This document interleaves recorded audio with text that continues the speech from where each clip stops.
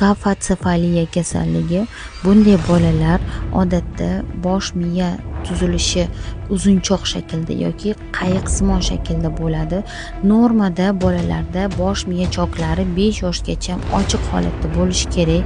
Aynan bunday bolalarda sagital chokning vaqtidan oldin bitishi bolani bosh suyagini hamda bosh miyani notabiiy o'sishiga, ya'ni peshona sohasi hamda ensa sohasi bo'rtib chiqishiga sabab bo'ladi. Natijada esa bosh miya to'liq rivojlanmaydi va bolani aqliy, nutqiy keyinchalik rivojlanishdan orqada qolishiga olib kelishi mumkin. Ko'p hollarda ota-onalar farzandini yoki buraxid yokida esa ota-bobolarini bosh tuzilishi shunday ekanligi bilan vaqt o'tkazishadi.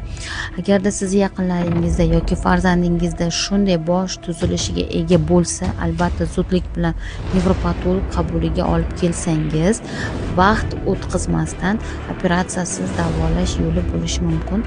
Aks holda esa